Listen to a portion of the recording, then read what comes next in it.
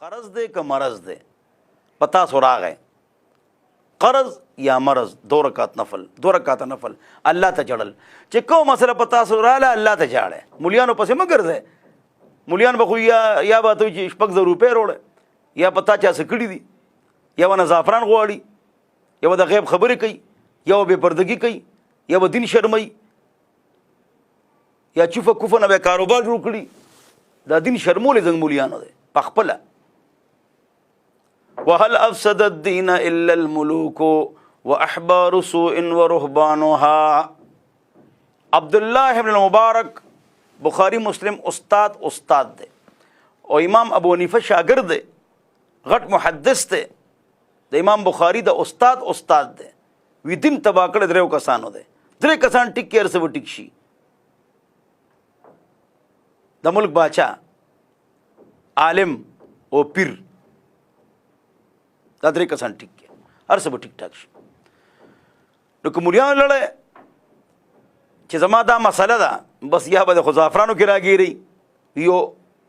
یو توله زعفران روړه هر یو نه توله غواړي ډاکټر نه ډېرې پیسې ګټي مولا دین او شرمو د غیب خبرې کې پتا چا څه کړي دي هغه راته وښایه که نه دروغ وی سره د پټکي او د ګیرې د سبا علم الله سره دی نبي علیه السلام جادو شو مسلم شریف روایت دی نبی علیہ السلام ته پته ونه لګېده 2 کاله یو روایت کې 6 میاشتې بیا خوب کې فرښتې راغلې مطبوب د باندې چا جادو کړی دی لبید ابن عاصم لوریانو پتا جادو کړی دی فلانی کوی کې فلانه علاقه کې د ګټ لاندې ګمنس پرتا ستا پکې ویښته دي اوبه زیړې شوی وې علي حیدر کرار روړه ګمنز یو لس غوټې ورکړی نبی علیه السلام خپلو ویښتو له یهودي به ورکره کار کوو هلک ماشوم هغه دار څه پټ کړي نبی ته پته نه لګي چې په ما چا څه کړي دي فرښتو ورته ووایي مولوي صاحب ته پته لګي دا دروغ وایي د سبا علم الله سره دی موږ کرم بعضې ښځې راشي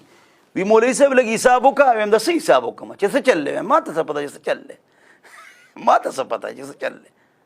ما ته جیب د نوټونو د ما جیب کې نوټونه د هغې راته پته نشته چې څو دي یا د هغې نمبر څه دی نو زه به ستا د کور حالات څنګه ووایم دروغ وایي پته چا څه کړي دي څه کړي دي دې پته خو لګېده خو چا کړي د هغې پته نشته ځکه چې دروغ وایي چا څه کړي دي یار څه چل دی جادو حق ته پتا کیدی شي خو بلې ته نشي ویلی چې پتا چا څه کړي دي ولې دا د غیب علم دی د غیب علم الله سره دی د ټولو تاڼو چوټي وکړې ټولو تاڼو چوټي وکړې د پولیس والا ته ختم کړې 3 مليان پکې سملوي 3,000 روپے تنخواہ ورکوي یو به خوب ویني یو به حساب کتاب کوي یو به استخاره کوي بس تاسو له بغل معلومي دروغ سره د پټکیو د ګیرې دروغ